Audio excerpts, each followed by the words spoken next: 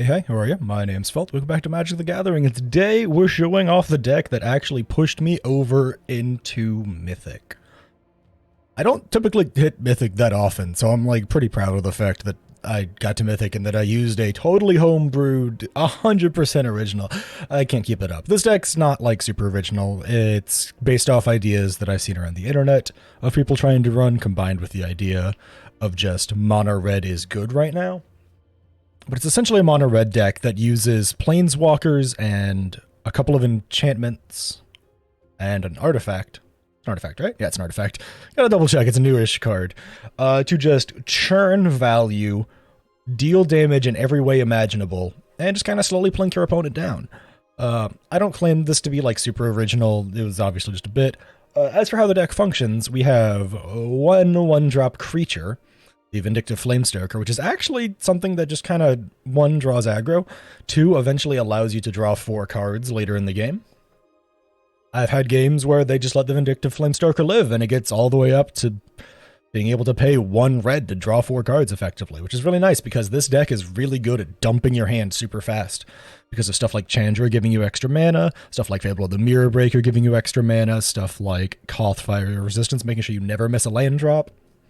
You get it. Now we have tons of targeted removal.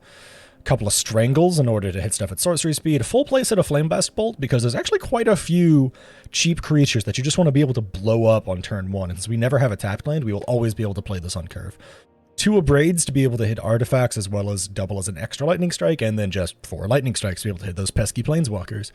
We'll play set of Fable of the Mirror Breaker because this is kind of overpowered to be fair. 2 Brotherhood's End to be able to wipe out the board and hit planeswalkers effectively.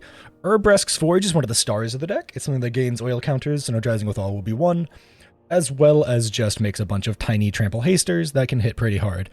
Doesn't do well into first strike or double strike, so into like the Wandering Emperor giving stuff first strike or just like anything with double strike. Doesn't do great, but it's still pretty good. Provides lots of pressure. Chandra, mana and card advantage. If you have Chandra and Koth on the board at the same time, you've effectively won the game at that point because you can continuously plus Koth for mana to make sure you're never missing a land drop, and then continuously plus Chandra to try and hit the top card of your library, and if not, you are just getting rid of extra lands to get them out of your deck so that you'll just be fine. Jaya is here as for the exile on top card of your library more than anything, because it doesn't have the downsides that Chandra has, where Chandra has the downside of it has to be a red card, and it can't be a land. Jaya just allows you to choose between 2 cards. So if you get double lands, you can be like, screw it, both the lands go away, or you get to choose options. Whereas Chandra, you kind of get forced into something. Koth, kind of a star of the deck actually, being able to +2 to find mountains, -3 to kill stuff upon entering the board, or -7 to just kind of rope things on home. There's not a ton of countering triggered abilities in Standard right now, so if you can -7 Koth, which takes 3 turns, don't get me wrong, so it can be kind of hard to keep alive, but if you can -7 Koth, your opponent might not survive much longer because you can just keep playing a mountain to deal 4 damage to face. One of the stars of the deck is all will be 1. We have lots of stuff that gets counters. Vindictive Flamestoker gets counters. Fable of the Mirror Breaker gets counters. Urbresk's Forge gets counters, as do all of our planeswalkers. It's kind of a finisher in the deck. If you get it down on curve or early because of Chandra, and your opponent doesn't remove it, if you are allowed to play Koth, you will start taking over the game. Come in, hit something for 4 damage, hit +2, hit something for 2 damage, and then just get extra mana and roll from there using your lightning strikes, your strangles, and your Flameblast Bolts to keep your Koth safe and continuously plus. Koth's big old pile of loyalty he has, really useful. I feel like that's an understated ability that Koth has on top of just always giving you mana. He's just chunky. If he doesn't die instantly, he is now a 6 loyalty planeswalker, which can be quite hard for a lot of decks to hit. Now, is this deck top tier? I don't really know. It got me through the entirety of Diamond 1 ranking up into Mythic. I think it's really fun. I think it's a little bit different, and I do say a little bit because it is still kind of just mono red does mono red things. I personally enjoy it a lot. I think it's a lot of fun. You could probably cut down on the amount of basic lands you run. However, because the deck is pretty expensive as to the cards you want to play, like you want to hit your 4 and 5 drops on curve, and you need to have 4 mana to get Koth out, I do run 25 basic lands, and also because you can just use Chandra to keep exiling them off the top of your library, or maybe Jaya to exile them off the top of your library. You also want to have a couple of spares to be able to toss them out. could make an argument for including some Sokuzans in order to make a bunch of 1/1s. That could be very useful for you. Maybe some autonomous furnaces to sacrifice them in order to draw cards. Maybe make an argument for some Fields of Ruins in here, but personally, because I just like the synergy with Koth, I am running all reds all the time. This is a homebrew. I labeled it Gigajank because I didn't think it would work as well as it does, but it's fairly consistent. It does good damage, it burns your opponent out quickly, and overall it's pretty strong. That's why this intro section is pretty long. I don't see other people playing decks like this. I've run into one other person playing All Will Be One with Urbresk's Forge, but they weren't running Koth, and I believe they were in Grixis colors? So I decided to take a mono red spin on it, and it's succeeded really well. Mono red burns really hard right now, and you have enough removal to fight off mono red sometimes. But that's enough of the intro section. Let's hop straight into some apparently mythic level gameplay. This is just about the optimal starting hand, honestly. 2 pieces of removal, Koth, and hopefully enough mana to play said Koth. And if not, I now have a Fable to play on curve. Now it looks like we might be playing into some type of proliferate control, maybe. We will see how all of this goes. Double All Will Be One, not the biggest fan, probably going to dump one of them with Fable. What does our opponent play here? A Relic of Legends. Interesting. So maybe a Legends Matter deck.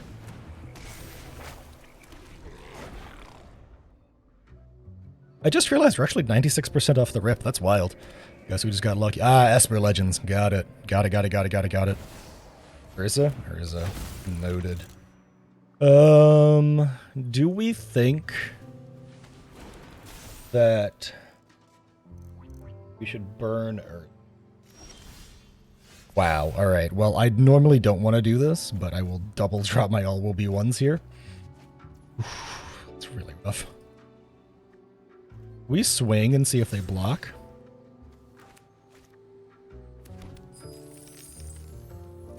I don't think they will. We'll let the hit go through, just to make sure they take the damage and don't try and phase out. And then we go Flame Blessed Bolt here. Cool, that worked out great. Took out their mana reduction. We do have 2 pieces of burn. That's the other reason why I'm really happy that we didn't have to use more. We still have 2 pieces of removal and burn in hand. If they play like a Shieldred, this immediately kills her, which is nice. I'm really hoping I don't have to, but I'm also hoping I just draw a land, right? I was really hoping that I could not just draw non-lands, but hey, can't win them all. 4 open mana. Wandering Emperor. Let's see what they do. If they just make a token, we Flame Blessed Bolt the Emperor. Let me show you. Kill her off, exile her so they can't get her back at all. Which, they run 1 Takenuma, but... Okay, cool. We got the thing for Koth, meaning we will strangle out this little token. As much as I kind of wanted to display All Will Be One on curve, this is the probably smarter play. I don't know if they'll go for removal on Koth here, but I can only assume that they will. I do have to worry about the fact that because this looks like Esper Legends, they might be running Farewells, but the fact that they're running Relics makes me think that my artifact or Urbresk's... Huh. Not what I expected. I'm assuming draw 2? Yeah, they're probably hunting for like board wipes. I feel like my Urbresk's Forge might survive. If for nothing else, then I don't think they'll want to wipe artifacts out with a Farewell. If they play Farewell. They could not play Farewell. Oh, okay. That literally doesn't bother me. We just replay them. The fact that they're doing that makes me feel like they are a little bit desperate. Now, could I be wrong? Yeah, absolutely. They could just have like a really solid game plan over there. But that makes me think that they don't have a ton of ways to deal with planeswalkers besides raw damage. You might think this is like very in-depth, crazy, detailed nonsense I'm going through here. It kind of is. It kind of is. This isn't like crazy detailed. But this deck requires a lot of forethought in what I do, so. An extra Bank Buster doesn't really scare me. It makes me think that they're not hitting what they need to hit. They can double draw here, but I think I can play All Will Be One, plus... I think the worst they can do is double draw. Didn't they play a land? Oh, they didn't hit their land yet. I can play All Will Be One. I can plus Koth. I kill Elspeth off of the Koth plus.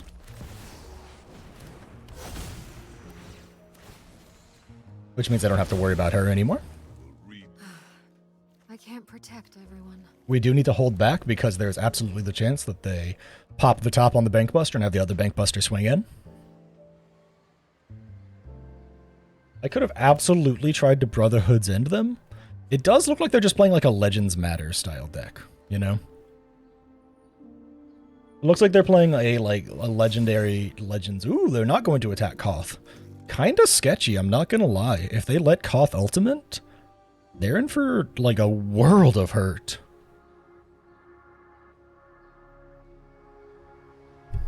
Oops, sorry, I smacked my microphone. I don't know how much of that came through.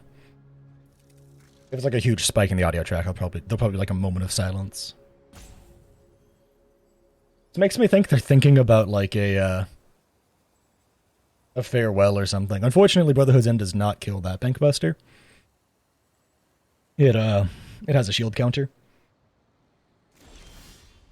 Alright, cool. Well, Koth Emblem.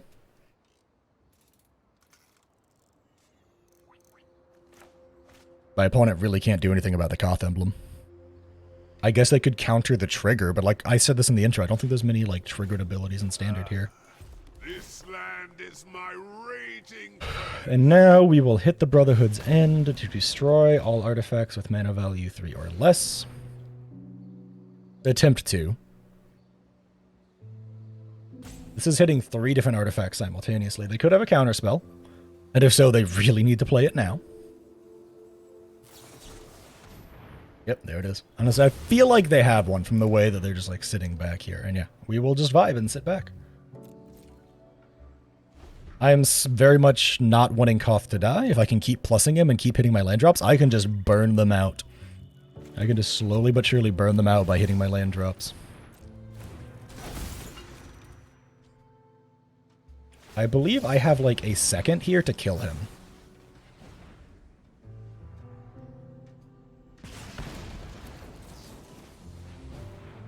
I do, because of the way that the meld triggers work in this game, you do have a second to kill them. I mean, don't get me wrong, they have 2 open mana. They can save this Urza. Yeah, see? They can save this Urza. They had the 2 open mana. It wasn't a huge deal for them. Do as I command. They can exile target non-land permanent. They can do it again as well. Unfortunately for them, playing Urabrask's Forge in the land, I believe, just instantly gives their Urza. I mean, they don't know that, but I know that. Yeah, it looks like it's kind of like an Esper Legends Matter style deck. Ah, they just want the life? The legacy of the Thrawn. Did they just want the life? That's totally understandable if they just go for the life. If I were them, I would exile the Koth, but I'm not them. They might think that I'm just like a raw burn strategy, which is true. I am a raw burn strategy, but... Yeah, there it is. I'm gonna say that's the smart play. This is very unfortunate for you, though, opponent. Alright, there's 4 damage. Draw. There's another 2 damage. He's dead. We have the... Enough. You're dismissed.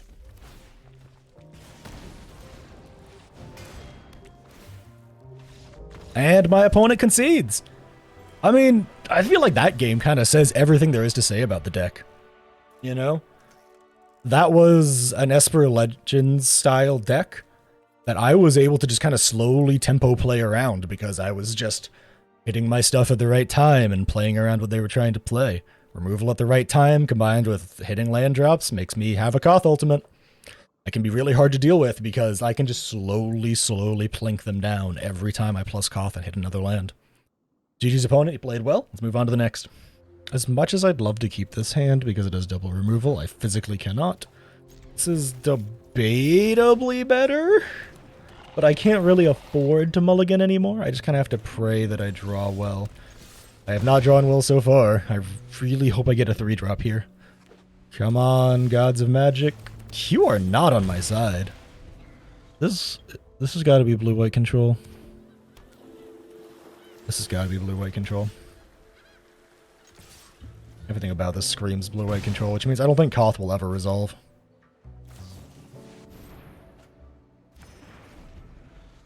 I hope my opponent actually plays something and isn't playing the boring blue-white control. Oh, they're Esper? I was gonna say the boring blue-white control, which is literally just sit on your hands and like... they're holding up counterspell magic. Unfort. Alright, well let's get Koth countered and then concede because there's literally no reason to keep playing the game. Right? Ah! Poggers, Koth gets to resolve. In case you're wondering why I'm phrasing it like that, if Koth doesn't land there, we have almost no chance into actual control decks. We need a Planeswalker on the board in order to be able to like stand a hint of a chance here. Because they will just board wipe me to hell and back if I don't. I mean, I have no idea what they're actually playing. I probably should have held the Vindictive Flamestoker back, to be honest, but, eh. I think I'll start holding it back now. Alright, let's see. Raw land. My opponent is... It's impossible to tell what's holding a priority here. We play the Chandra, we watch as it gets countered. Question mark, exclamation point. No, they let me play Chandra? I am pleasantly surprised, opponent. I owe you a thank you card. Can I just like send you a gift card in the mail? They also tapped out in a very specific way. That means that they are, Listen, pal, I'm with the Gatewatch. Let's bring things up to a simmer. Calm down, Chandra. We do have 2 burn spells in hand here, so depending on what they play, we could have a chance. On the plus side, I don't believe there's any Planeswalker wipes in the current meta. Like, I don't think Blood on the Snow exists right now. A Blood on the Snow effect. I mean, they could have, like, double Shieldred's Edict. They have double black.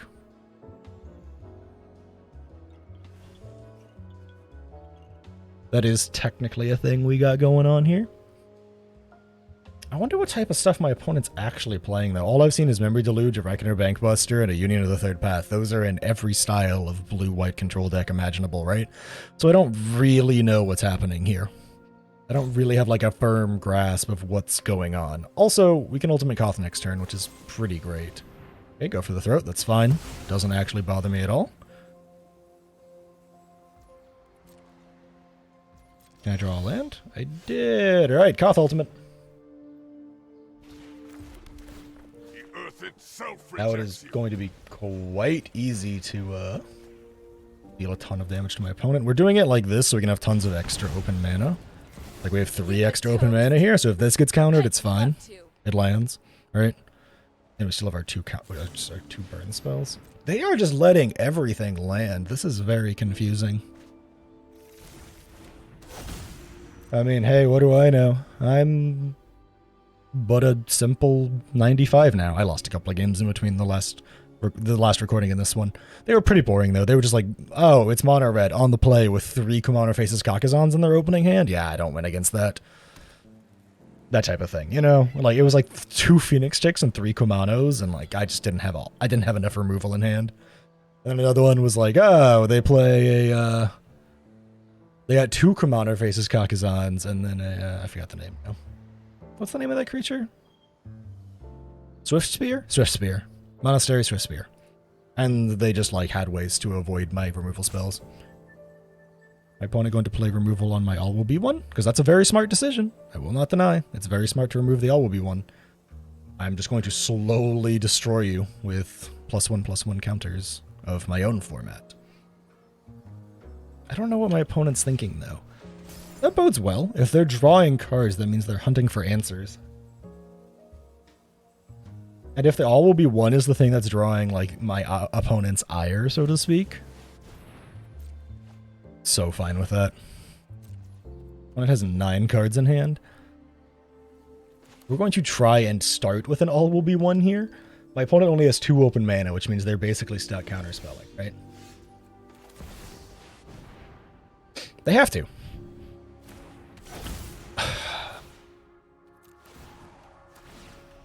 They're going to be eating a lot of damage this turn.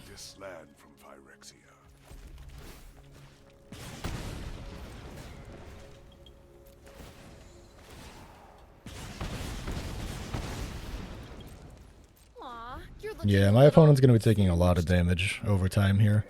And don't get me wrong, they got their Unions of the Third Path to really spice it up, but... trying to think of what they could do. Farewell, yeah, that takes away a lot of my bread and butter here, but... still have two very powerful Planeswalkers on board.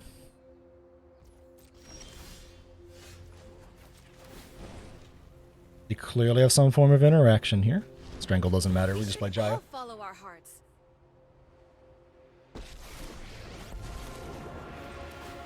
Recreate the monk.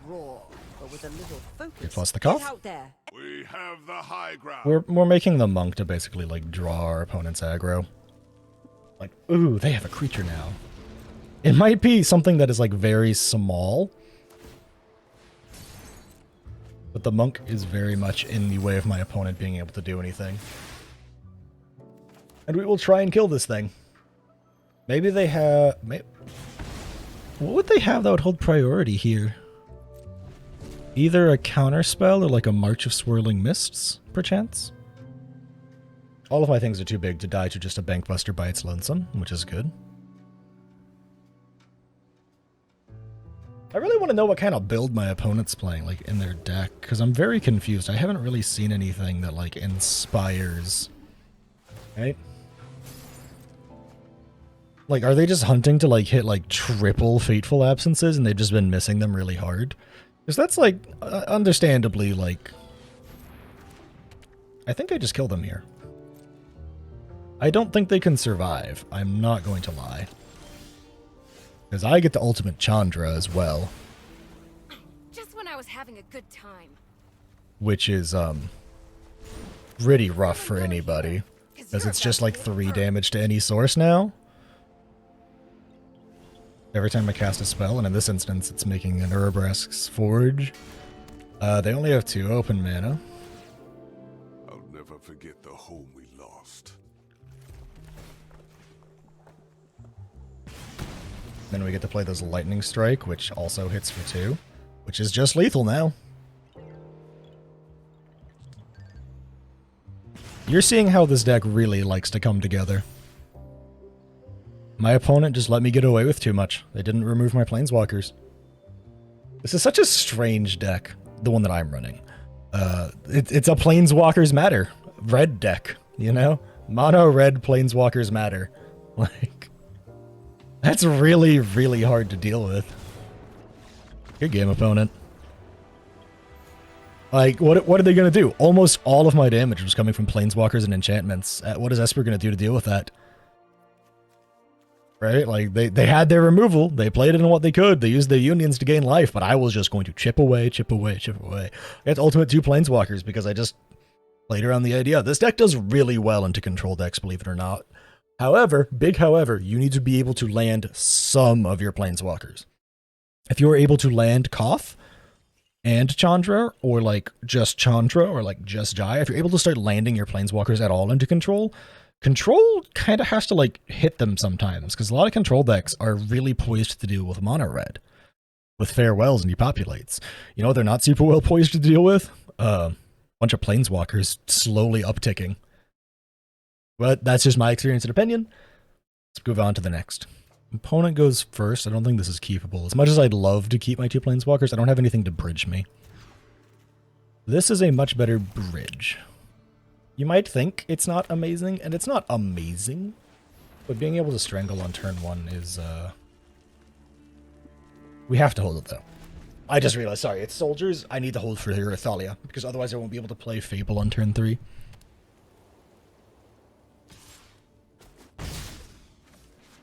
Want to kind of priority checking me there, I think. There's the Thalia. We have to kill her. I mean, to be fair, we can survive long enough to Fable on turn 4, perchance, but we really wanted to really want to Fable on turn 3. Now, they could have another Thalia in hand. I could be off base, another Thalia in hand. This could be mono white weenies. Looks like it's mono white, or like... it's humans something.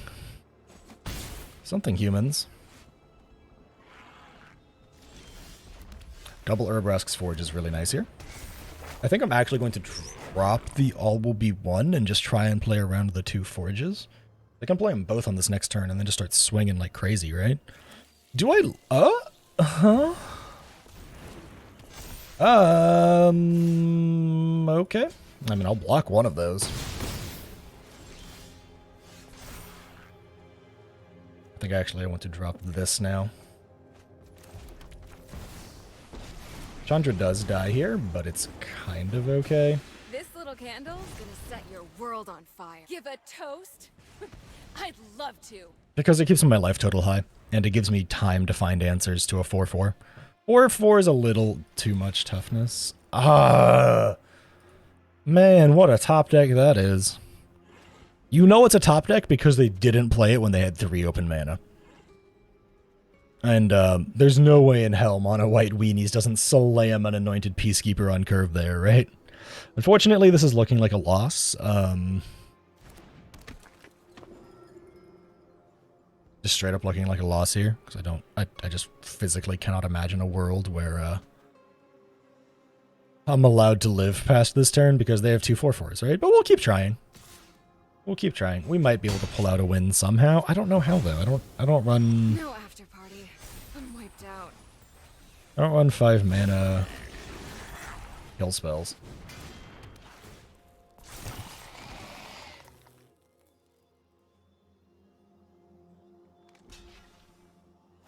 We'll find out, right? Like we could crazily enough find an answer off the top of the deck. In hindsight, I'm now thinking that I probably should have played All Will Be One first. Never mind, we lose. There is nothing that we can do against an Anointed Peacekeeper making our All Will Be One more expensive. It is our only way to remove stuff with that draw, which is just really unfortunate. My opponent got really lucky and hit double Peacekeepers, which sometimes you just hit the right cards. There was no way we were coming back from that. We would have to start chump blocking every turn. We wouldn't have been able to play this on curve, so even if we drew Planeswalkers, we wouldn't have been able to use them to kill stuff. That would have been it. But yeah, GG's opponent. On to the next. This hand has all the potential in the world. I can't wait for it to find a way to fail me. This silly little bit brought to you the fact that I keep playing Mono Red over and over and over again. And I'm quite tired of playing Mono Red. I thought that maybe I'd be able to escape Mono Red once I hit Mythic. Turns out that was a very, very false assumption.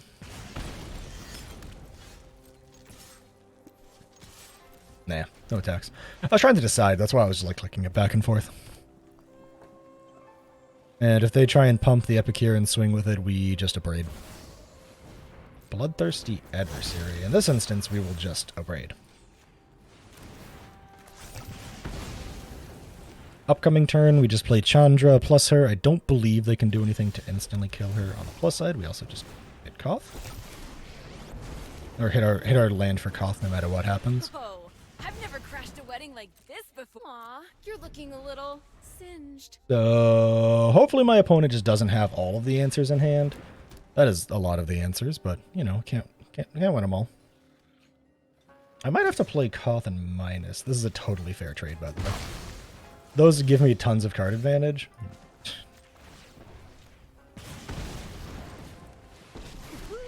Not the most necessary thing in the world, though. I don't think I have a way to destroy enchantments in this deck, though, so that's pretty rough. So if my opponent just has tons of hasty creatures here, I'm very much dead. Looks like we are getting very lucky, though. My opponent does not seem to be pulling tons of threats off the top. Reckless Impulse to hit 2 lands. Bodes well. Even double in the festivities doesn't wipe my Planeswalkers out. It does kill Chandra, but like, whatever, literally. Oh, why? I mean, yeah, that's kind of what I'm saying here, Chandra. Let's play this to have just something on board that can be an extra annoyance to my opponent. Raw, but with a little focus, the experience will do you good. The fact that they did that makes me think they don't have much in hand that's like really scary. I mean, I could be wrong. I could be off. I could be super off base. They could have like S plus tier cards in hand, and I could just be like misreading the situation, but like the tentativeness of the play. You're not putting me in the ground. Another burn spell, and they're just going to keep targeting my Planeswalkers. Interesting. It's a play with it. No, it's got to be a lightning strike, right? Otherwise, why would they be stopping to stare at the creatures to see which one's the bigger threat? It's got to be a lightning strike. Because otherwise, if it wasn't a lightning strike, they wouldn't stop and think about this for so long, IMO. In my experience, maybe I'm just too used to the lower rankings. I've not been in Mythic long, I apologize. But it was totally a lightning strike. But yeah, that's not surprising. Alright, so we can plus Jaya, make another token. Get out there Fable. and I blaze a path. could? Yeah, I think I'll swing in. We have a jump blocker. Just making a bunch of go wide yucking tokens is pretty good.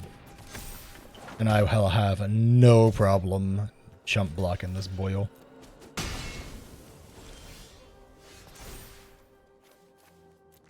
Doop, doop, doop. Nice.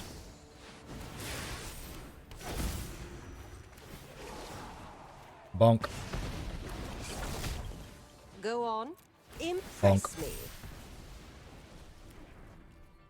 And you swing. I think that's the right play. I'm not sure, though. This deck can be quite hard to pilot. You have a lot of moving parts to think about, essentially.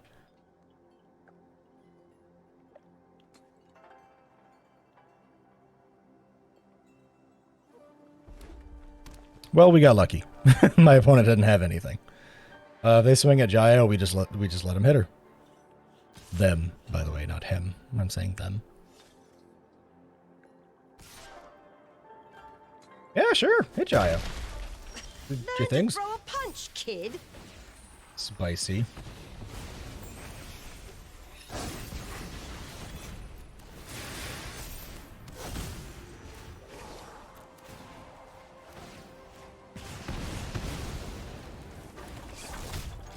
Taught them everything they know. I wish I could have used that on the next turn, but it just makes more sense to go ahead and play it while I have the open mana and the wherewithal. So I think we win now. I think we beat out Mono Red on this game. We got a little lucky. My opponent had quite the slow start. Turn 1 Epic here was not the speed that they were looking for. I think this is a good showcase of how this deck can handle Mono Red if they're on a little bit slower start, but very few decks can handle Mono Red on a tear, so... I mean, have you heard of Chump Blocker's opponent? I think they just realized that almost no matter what they did, they were going to be dead on the rebound soon. Yeah, GG's opponent, you nearly had me. I think that if they had been a little more aggressive about going face and let my planeswalkers just exist, they might have killed me. But I also think that if my planeswalkers had been allowed to exist, I may have just killed them faster. So I don't know. Either way, GG's on to the next. Ah, yes, an unkeepable hand. Much more keepable hand. I think we drop all will be one here, though. Little too expensive. I'm going to assume... Never mind, sleeves can be deceiving. I was going to assume mono black. I think my opponent's a little confused here as to what I'm doing. Faithful Mending, probably some type of reanimator shenanigans. Possibly Invoke Justice. Probably Invoke Justice. If we see Atraxa fall down, it's definitely Invoke Justice, right? That could also just be blue-white control with a flare for the life gain to fight off the mono-red Scourge. Huh. Not what I expected to see go down there. Let's try and hit face and see what I get out of him. Ooh, opponent. Friendo. Now what you should have done. It was absolutely bait. This little candle's gonna set your world. I mean, they could have to answers. They could have... I'd I don't know. love to. Also, it's totally poison. You don't run Bring the Ending unless it's poison. Double Blast Zone, kind of weird, though. Let's find out. Yep, there's this. Alright, we try and play All Will Be One then, because this is absolutely getting countered. Huh? Maybe it's getting destroyed? It's just getting auto R. I mean, I'm okay with that. I'm hurting their mana ramp? Yeah, sure. Sure, why not? Okay, that bodes pretty well for me. Do we play All Will Be One again? Yeah, we do.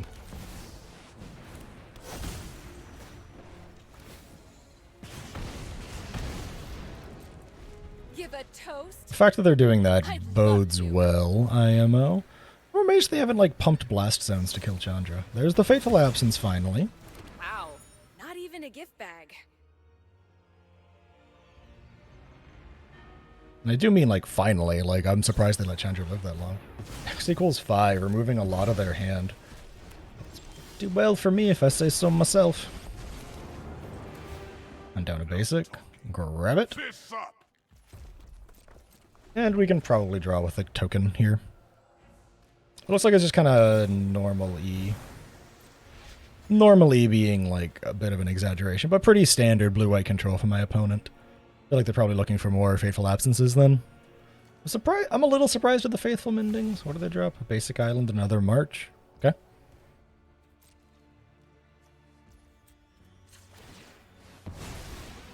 May as well draw a card. Little disappointing, not gonna lie. Moments like this are when I wish I had Chandra on board still. Okay. We have the I mean, high if ground. I have 12 damage of mountains in hand if I'm allowed to Koth Ultimate. Bodes well. Bodes pretty yuckin' well, if you ask me. I'm a little surprised at the bring the ending if they haven't been playing anything other than... So far all I've seen is Murex, right? Koth Ulti. Because they let me, I guess. And I can now fight for slowly Meriton. burn them to death. And Meriton fights for us. I mean, that's okay by me.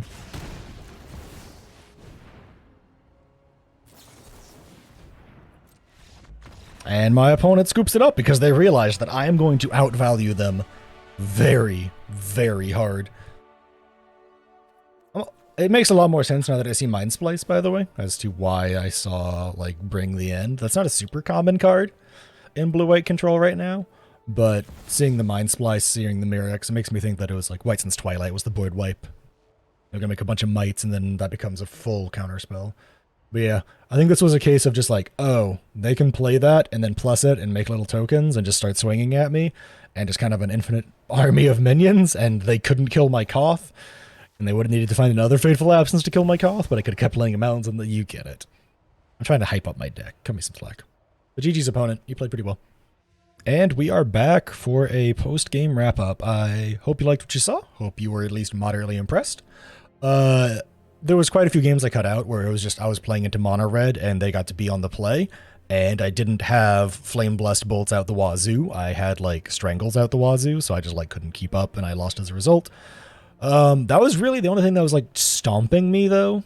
Everything else was pretty even. I did get stomped by blue-green poison, but that's because I got stuck on 3 lands, and there's nothing you can do about that, right? But those weren't very interesting games, so I didn't include them, but I just wanted to talk about them.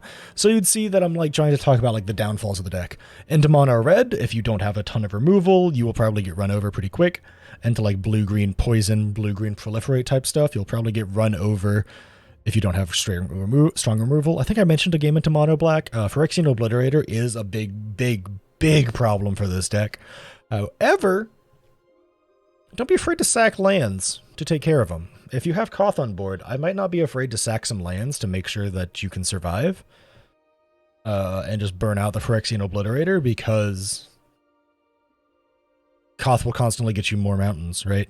We don't have a way to play stuff from the graveyard. I kind of wish we did, but red doesn't really have graveyard recursion for lands at the moment. The only Conduit of the Worlds was in red.